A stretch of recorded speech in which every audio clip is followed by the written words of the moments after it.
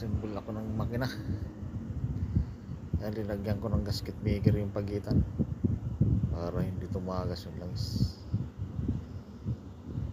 Tapos kinuha ko na rin yung piston. Ayan, kinabit ko na nga bago yung piston nya.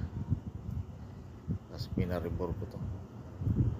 Tapos yan, linagay ko sa sinunod ko na rin yung gasket, base gasket nya. Ayan.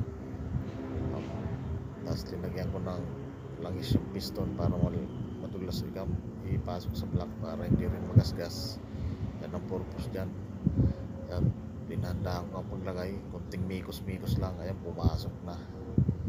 Pinasok ko na yung tapos tinaas ko yung piston. Yan o. Yan, ganyan lang kasi kunting punas kasi may langis yung ibabaw. Kasi ilalagay natin yung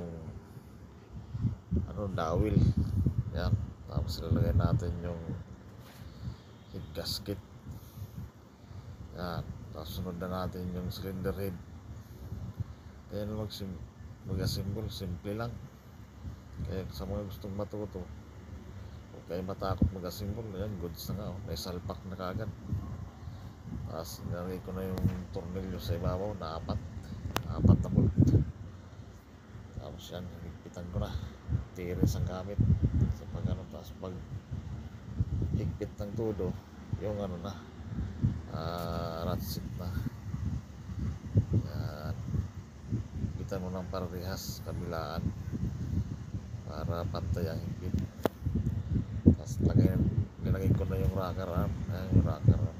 Tapos tinornilyohan ko na rin para matapos yung pag-assemble natin. Tapos sinama ko na rin ang tune up. Sinunod up ko na para isang trabaho lang. Yan, peeling gauge lang ang gamit ko rito. Tapos ayan, tinakpan ko na. Tapos na. Ganyan lang kasimple. O yan, kasimple. Tapos yung hinigpitan ko na yung bracket sa ibabaw. Kaya simple lang naman. Ayan, nabuo ko na. Tapos testing na natin paanda rin kung andar. Testing natin kung andar.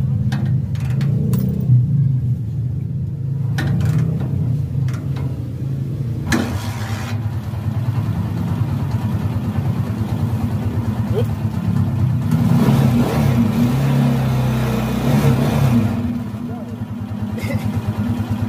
Good.